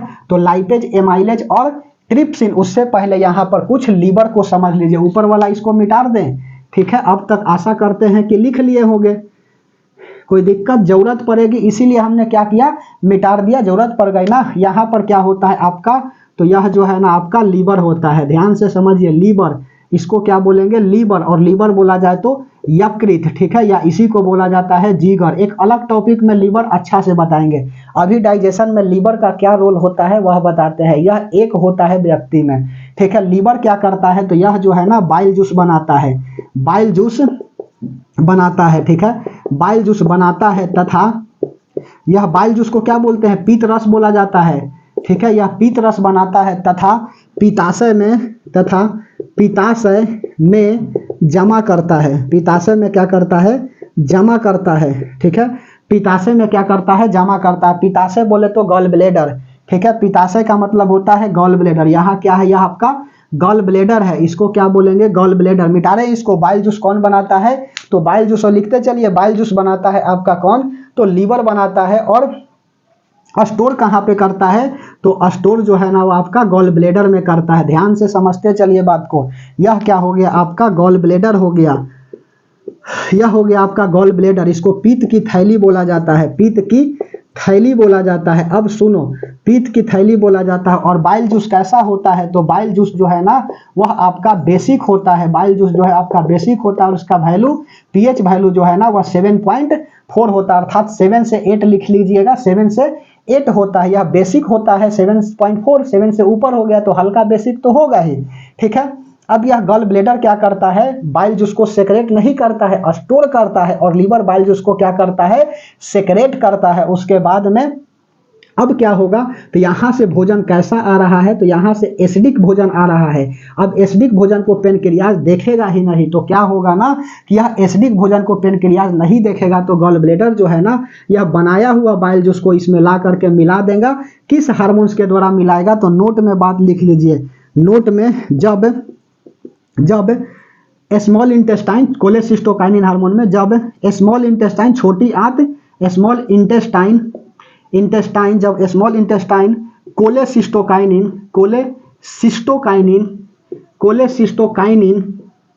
जब small intestine cholecystokinin hormone secret करेगा तो गॉल ब्लेडर बाइल जूस को एसिडिक भोजन में मिला देगा, एसिडिक भोजन में मिला देगा। कोई दिक्कत, एसिडिक भोजन में क्या करेगा, मिला देगा। और दूसरा बात लिखिएगा, जब सिक्रेटिन हार्मोन छोड़ेगा, जब स्मॉल इंटेस्टाइन छोटी आंत, ठीक है, छोटी आंत, छोटी देखो यहाँ से छोटी आंत, स्मॉल इंटेस्टाइन जब छोटी आंत सिक्रेटिन 2 बार बोलिएगा याद हो जाएगा, सिक्रेटिन हार्मोन सेक्रेट करेगा, हार्मोन्स होगा एंजाइम नहीं होगा, सही लिख रहे हैं, सिक्रेटिन हार्मोन सेक्रेट करेगा, ठीक है, करेगा तो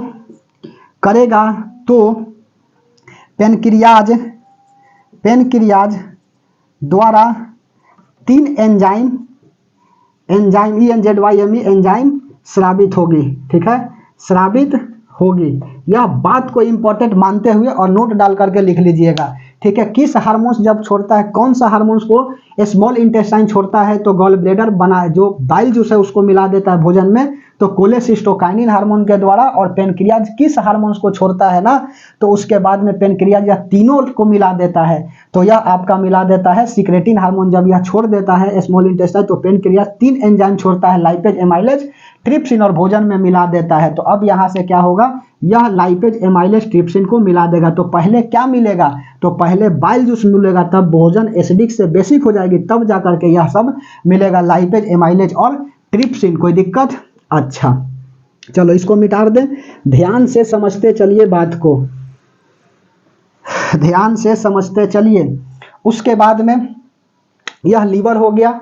अब सुनो, अब यहाँ पर लाइपेज, एमाइलेज, ट्रिप्सिन, लाइपेज क्या करेगा, लिबिल वाइल वगैरह को पचा देगा। वाइल बोले तो तेल, ठीक है, वाइल, घी, यह सबको, चर्बी, यह सबको क्या करता है, डाइजेस्ट करता है। तो ब्रैकेट में लिख लीजिए एमाइलेज, ठीक है, एमाइलेज कार्बोहाइड्रेट को तुरता है, कार्बोहाइड्रेट डाइजेस्ट। कार्बोहाइड्रेट मतलब क्या होता है, कार्बोहाइड्रेट का मतलब होता है जो मोटे अनाज होते हैं उसी को कार्बोहाइड्रेट बोला जाता है। और ट्रिप्सिन क्या होगा, यह प्रोटीन को तोड़ेगा, ठीक है, प्रोटीन तोड़ता है, प्रोटीन तोड़ देता है, ठीक है। तो सबसे पहले प्रोटीन का पाचन कहाँ से स्टार्ट होती है, तो यहाँ पेनक्रियाज से होता है, ठीक है, किसके द्वारा, तो पेप्सिन के द्वारा। देखो लिखिए, प्रोटीन को तोड़ देता है, और यहाँ पर भी प्रोटीन टूट गया ट्रिप्सिन के द्वारा। तो सबसे पहले प्रोटीन की पाचन कहाँ से स्टार्ट होती है, तो पाइलोरिक के पास से होती है। गैस्ट्रिक ग्लैंड से कौन सा हार्मोन निकलता है, पेप्सिन, और उसी से प्रोटीन का पाचन जो है ना वह क्या हो जाता है, शुरू हो जाता है। उसके बाद देखो यह क्या हो गया आपका, स्मॉल इंटेस्टाइन, छोटी आंत हो गया। और छोटी आंत का भी क्या होता है, इसका लंबाई 6 मीटर लिख लीजिएगा, 6 से 7 मीटर आता है, 6 मीटर। इसका भी 3 प्रकार होता है, डुओडेनम, जेजुनम और इलियम। डुओडेनम हो गया, उसके बाद में जेजुनम हो गया और उसके बाद में इलियम हो गया। डुओडेनम, जेजुनम और इलियम। टाइम देख लेता हूँ, 1 मिनट क्लास भी लेनी है। चलिए 4 हो रही है, 1 घंटा 4 मिनट, 10 मिनट में खींचिए देंगे। डुओडेनम, जेजुनम और इलियम होता है। कोई दिक्कत, डुओडेनम, जेजुनम मुझे भी क्लास लेना होता है, ऑफलाइन भी लेना होता है ना, इसीलिए। डुओडेनम हो गया, जेजुनम हो गया, इलियम हो गया। यह जेजुनम क्या है, तो यह जो है ना इधर मिटा दें, लिख लिए होंगे, आप आशा करते हैं कि लिख लिए होंगे अब तक। कोई दिक्कत, चलिए ध्यान से समझते चलिए बात को। हमारे पास तो स्मार्ट बोर्ड है नहीं कि यहाँ से क्लिक करके फिर नया पेज ला दें, इसीलिए हम तो मिटार करके ही बताते चलेंगे ना भाई। ध्यान से समझते चलो, जो जो बात बता रहे हैं उसको बस समझ जाइए, बात खत्म। Duodenum, jejunum, ilium. डुओडेनम क्या करता है? भोजन पसारने का काम करता है। भोजन क्या करता है? भोजन स्प्रेड करता है, फैला देता है, ठीक है। और 80% जो है ना भोजन यहाँ डाइजेस्ट हो जाता है। 80% भोजन क्या हो जाता है? छोटी आंत में, स्मॉल इंटेस्टाइन में क्या हो जाते हैं? डाइजेस्ट हो जाते हैं। 80% भोजन, 20% नहीं बचता है। और जेजुनम क्या होता है? जेजुनम यह वेस्टेज ऑर्गन है, इसका कोई काम नहीं होता है, यह भी पसारने में मदद करता है लेकिन वेस्टेज ऑर्गन है। और इलियम कहाँ पर होता है? तो इलियम जो है ना यहाँ होता है, यह जो है ना इलियम है, यहाँ पे लिख दिया इलियम। और इसके पास जो है ना यह क्या होता है? भिलाई लाइक स्ट्रक्चर होता है, भिली लाइक स्ट्रक्चर, ठीक है। भिली लाइक स्ट्रक्चर जो करता क्या है ना, भिलाई लाइक स्ट्रक्चर संरचना पाई जाती है। STRUCTUR संरचना लिखिए ना। भिलाई लाइक क्या होता है? स्ट्रक्चर पाया जाता है जो भोजन में से जितने सारे आपका मटेरियल आप खाए हैं, प्रोटीन वगैरह ना, उस एनर्जी को एब्जॉर्ब कर लेता है। तो भोजन से एनर्जी एब्जॉर्ब करना, भोजन से एनर्जी बोले तो ऊर्जा को क्या करती है? शोषण करती है। ऊर्जा को शोषण का मतलब होता है एब्जॉर्ब करती है या करता है, ठीक है, करता है। कोई दिक्कत? Bhilai like structure. और उसके बाद में यहाँ पे क्या होते हैं? तो यहाँ पर जो है ना आपका अपेंडिक्स होता है, अपेंडिक्स, ठीक है। यह क्या होता है? अपेंडिक्स होता है। यह करता क्या है ना? यह वेस्टेज ऑर्गन, यह भी जी आज के समय में हम सबका क्या कर रहा है? काम नहीं कर रहा है। हमारा प्रजाति जो है ना वह आदि मानव से आया हुआ है। और आदि मानव क्या करते थे? तो आदि मानव जो है ना वह कच्चे मांस वगैरह को भी खा जाते थे। तो यह क्या करता था जो है ना, अपेंडिक्स, यह पचाने का काम करता था। जानवरों में घास वगैरह को पचाता है, लेकिन इसी में क्या हो जाता है? अनाज वगैरह आकर के जब फंस जाते हैं ना तो अपेंडिक्स बढ़ जाती है, बहुत दर्द करता है। इसीलिए डॉक्टर देखोगे ना जब ऑपरेशन करेंगे ना तो अपेंडिक्स क्या होगा? काट करके निकाल देंगे बिना आपके कहे हुए। कोई दिक्कत कि दिक्कत ना हो जाए आगे चल करके। अपेंडिक्स बढ़ा रहेगा तो निकाल देंगे, ठीक है। अच्छा, तो यह क्या होता है? वेस्टेज ऑर्गन होते हैं। यह करता क्या है ना? तो यह भोजन पचाने का काम करता था पहले, लेकिन आज के समय में जो है ना यह काम नहीं करता है, ठीक है। जैसे कि हम अभी पढ़ा रहे हैं तो मुझे सब कुछ याद है, और जैसे ही पढ़ाना छोड़ दूंगा तो मुझे भी क्या हो जाएगी? सब भूल जाएंगे, हम भी नहीं याद रख पाएंगे, ठीक है। उसी तरह से अब जो है ना हम लोग क्या करते हैं? खाना ऐसा खाते हैं कि इसका जरूरत ही नहीं पड़ता है। कोई दिक्कत? तो यह काम करना क्या कर दिया? बंद कर दिया। आने वाला समय में अपेंडिक्स ही नहीं रहेगी बॉडी में। कोई दिक्कत? उसके बाद में यहाँ से स्टार्ट हो जाता है आपका लार्ज इंटेस्टाइन, ठीक है। लार्ज इंटेस्टाइन क्या हो जाता है? यहाँ से स्टार्ट हो जाता है, ठीक है। तो इसको मिटार दे हम, इतना में भी आशा करते हैं कि लिख लिए होंगे। कोई दिक्कत? लार्ज इंटेस्टाइन, लार्ज इंटेस्टाइन यह छोटी आंत है। और यहाँ से क्या हो गया आपका? लार्ज इंटेस्टाइन जो है ना वह स्टार्ट हो जाता है। यह देखो लार्ज इंटेस्टाइन। कोई दिक्कत? यह क्या हो गया आपका? लार्ज इंटेस्टाइन स्टार्ट हो गया। यहाँ से इस तरह से भोजन जो है ना ऐसे चलेगा। और यहाँ पर यह क्या है आपका? Large intestine. लिखते चलो, large intestine, large intestine. Large intestine बोले तो बड़ी आंत, इसका लंबाई लिख लीजिएगा 3 मीटर। कोई दिक्कत? और टोटल जो है ना 9 से 10 मीटर होते हैं, वही तो लिखे एलिमेंट्री कैनाल। यहाँ से लेकर के यह एनस तक होता है। इसका कौन कौन पार्ट होता है? तो एक होता है कैक्टम, कैक्टम होता है, रेक्टम होता है और एनस होता है। कैक्टम, ठीक है। कोलोन, एनस और रेक्टम लिख लो। यहाँ पर फर्स्ट भाग जो है ना यह क्या कहलाता है? कोलोन कहलाता है। कोलोन, ठीक है। इसको क्या बोलते हैं? कोलोन। इसका काम क्या होता है लार्ज इंटेस्टाइन का? यह है, अच्छा, यह देखो भिलाई लाइक स्ट्रक्चर के बाद अब कहाँ जाएगा? स्मॉल इंटेस्टाइन के बाद लार्ज इंटेस्टाइन में जब भोजन जाएगा तो कैसा जाएगा? यह वेस्टेज भोजन जाएगा, पचा हुआ भोजन जाता है। पचा हुआ भोजन से जल का अवशोषण करता है, जल का अवशोषण करता है। क्या करता है? जल का अवशोषण करता है, जल का अवशोषण करता है। यदि जल का अवशोषण नहीं करेगा तो डायरिया हो जाएगी, ठीक है। डायरिया नामक रोग में और हैजा में क्या होता है? लार्ज इंटेस्टाइन खचरा होता है, जल को अवशोष नहीं कर पाता है, एब्जॉर्ब नहीं कर पाता है, ठीक है। और उसके बाद में लीवर से एक और निकलता है आपका जी एंजाइम निकलता है। कौन सा निकलता है? तो यह बिलिरुबिन निकलता है, याद रखिएगा बिलिरुबिन, ठीक है। बिलरुबिन, बिलरुबिन करता क्या है ना, यह लीवर के द्वारा सेक्रेट होते हैं बिलरुबिन। लिख लीजिएगा यहाँ पर कि लीवर के द्वारा बिलरुबिन हार्मोन्स निकलते हैं। बिलरुबिन एंजाइम लिखेगा, बिलरुबिन एंजाइम निकलते हैं जो लैट्रिन को क्या कर देता है, पीला कर देता है। कोई दिक्कत, पैखाना पीला हो जाता है, पैखाना पीला कर देता है किसके कारण, तो बिलरुबिन के कारण पीला कर देता है। यदि अधिक मात्रा में यही बिलरुबिन बन जाएगा ना तो क्या हो जाएगा, शरीर को पीला कर देगा, जिससे क्या हो जाएगी, पीलिया नामक बीमारी हो जाएगी, ज्वाइंटिस बीमारी हो जाएगा। तो ज्वाइंटिस बीमारी जो है किससे संबंधित है, लीवर से संबंधित है। कोई दिक्कत, सबसे भारी ऑर्गन लीवर होता है 1.5 kg का, ठीक है। यकृत होता है हमारे शरीर के अंदर, सबसे भारी ऑर्गन लीवर होता है। कोई दिक्कत, चलिए उसके बाद में यह कोलोन, यही कोलोन क्या करता है, जल अवशोष करता है, लार्ज इंटेस्टाइन का फर्स्ट पार्ट है। उसके बाद में यहाँ पर क्या आ गया, धैर्य बनाइए 5 मिनट और, यह हो गया आपका रेक्टम, ठीक है, यह हो गया रेक्टम। रेक्टम में क्या होता है, आ करके मल जो है ना यह जमा होता है, इसको मलाशय बोला जाता है। यहाँ पर क्या होती है, लैट्रिन जो है ना, लैट्रिन बोले तो पैखाना, पैखाना क्या होता है, स्टोर हो जाता है, ठीक है, पैखाना स्टोर होती है। और उसके बाद में यही ढेर दिन, यह होता क्या है ना, कोई कोई का आदत होता है बेचारा का कि लैट्रिन शौच जो है ना रेगुलर नहीं जाएगा, तो यह रेक्टम की क्या होती है, दीवार सड़ने लगती है, और रेक्टम की दीवार के सड़ने के कारण पाइल्स नामक बीमारी हो जाती है, बवासीर। कोई दिक्कत, बवासीर, इसका भी कई सारे कंडीशन होते हैं, खूनी होता है, बादी होता है, तो यह तरह तरह के होते हैं। यह हो गया रेक्टम। रेक्टम का मतलब क्या होता है, जहाँ पे लैट्रिन स्टोर होती है। और एनस के द्वारा क्या होता है, तो एनस के द्वारा जो है ना, एनस के द्वारा इसको गुदा बोला जाता है।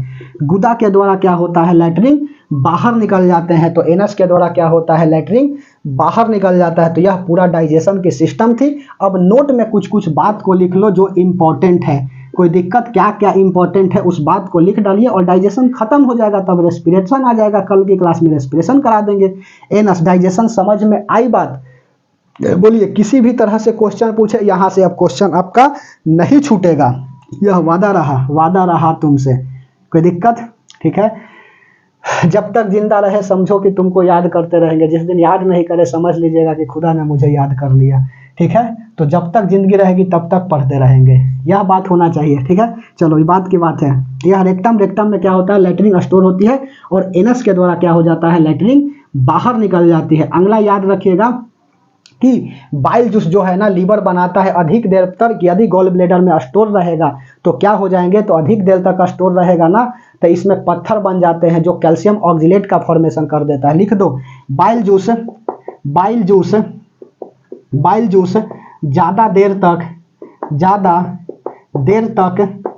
स्टोर रहेगा तो कैल्शियम ऑक्जिलेट का फॉर्मेशन करेगा जो एक तरह का पत्थर होता है, एक तरह का स्टोन होता है, ठीक है, स्टोन होता है।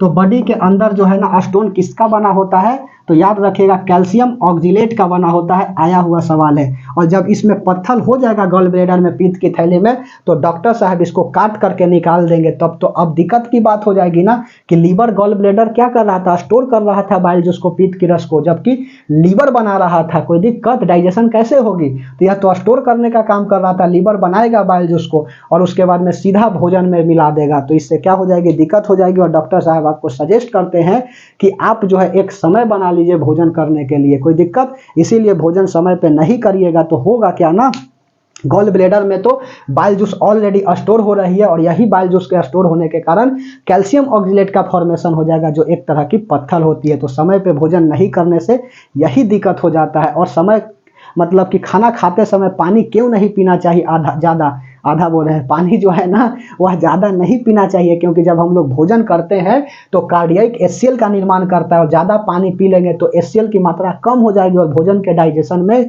क्या होंगे, भोजन के डाइजेशन में जो है ना यह प्रॉब्लम आएंगे, समस्या आएंगे। इसीलिए खाना खाते समय जो है ना वह पानी नहीं पीना चाहिए। हाँ, 1 आध गिलास रखिए पानी पीने के लिए मैक्सिमम, ठीक है। उसके बाद खाना खाने के 1 घंटा बाद पानी पीजिए। कोई दिक्कत, उसके बाद में पेट वगैरह बाहर निकल जाते हैं। ऐसा क्यों, तो पेट बाहर इसलिए निकल जाता है कि हम सबको 2250 कैलोरी की एनर्जी की आवश्यकता होती है, जो 4 से 5 रोटी में क्या हो जाता है, मिल जाता है। लेकिन कोई कोई करता क्या है ना, 10-12 रोटी खाता है। तो 10-12 रोटी क्या होगा, एनर्जी तो बनाएगा ही, लेकिन इसमें हमारा जो डाइजेशन होने के बाद जो भिलाई लाइक स्ट्रक्चर के द्वारा एनर्जी स्टोर हो रही है, तो जितना बॉडी को चाहिए उतना एनर्जी दे देता है, और बाकी का एनर्जी करता क्या है ना, तो स्टोर करने के लिए पेट जो है ना बहुत ही अच्छा माध्यम होता है, और पेट में लेकर के स्टोर कर देता है। धीरे धीरे पेट जो है ना यह बाहर निकलने लगता है, कोई दिक्कत, और आपकी चर्बी जो है ना वह बढ़ने लगती है। ठीक है, चर्बी जनरली तेल वगैरह घी आज ज़्यादा खाइएगा बाहर का चीज़ तो चर्बी बन जाता है, तो इसी कारण जो है ना पेट बाहर निकल जाता है, फैट्स होने लगेगा, मोटा होने लगेगा, और इसका फैट्स का जो है ना अहम रोल होता है। जब आप बीमार पड़िएगा तो यही चर्बी को दूर करके आपको बॉडी को क्या करेगा, सुरक्षित करेगा। कोई दिक्कत, तो पेट बाहर क्यों निकल जाते हैं आपको बता दिया। अधिक मात्रा में एनर्जी ले लीजिएगा, भोजन ले लीजिएगा तो कहाँ पे स्टोर करेगा, पेट जो है ना अच्छा जगह होता है स्टोर करने के लिए, इसीलिए धीरे धीरे क्या हो जाते हैं, पेट बाहर निकल जाते हैं। कोई दिक्कत। उसके बाद में अगला, यह बाइल जूस हो गया। अब आगे लिख लीजिए कि प्रोटीन जो है ना टूटेगा तो किसमें जाएगा, पेप्सिन, पेप्टोड, और तब जाकर के अमीनो एसिड। प्रोटीन का ब्रेक जो है ना लिख लीजिए नोट में बात डाल करके। प्रोटीन का पाचन जो है संपूर्ण कहाँ पे होता है, यह लिख दे, इसको मिटा दें, ध्यान से समझते चलिए थोड़ा सा, बस 2-4 मिनट। उसके बाद में बस कुछ देर की खामोशी, फिर शोर आएगा। पड़ोसी तेरा वक्त आया था, हमारा इस बार दौर आएगा। कोई दिक्कत, तो चलिए नोट में बात डाल करके लिख लीजिए। उसके बाद में पूरी तरह से डाइजेशन जो है ना वह आपका समाप्त हो गया। तो नोट में बात डाल करके लिख लीजिए। क्या लिखिएगा, तो प्रोटीन जो है ना वह किस में ब्रेक करता है, तो प्रोटीन जो है ना यह ब्रेक करता है पेप्सिन में। प्रोटीन किस में टूटता है, पेप्सिन, पेप्टोड, ग्लाइक। प्रोटीन जो है किस में टूटा, पेप्सिन में टूटा। उसके बाद में पेप्टोड में, उसके बाद में अमीनो एसिड में क्या होता है, टूट जाता है। तो पेप्सिन, प्रोटीन किस में बदलता है, पेप्सिन में बदल जाता है, तब पेप्टोड में, तब अमीनो एसिड में क्या हो जाता है, बदल जाता है। ठीक है, प्रोटीन का संपूर्ण पाचन कहाँ पे होता है, लिख लो, प्रोटीन का संपूर्ण पाचन छोटी आंत में होता है। छोटी आंत में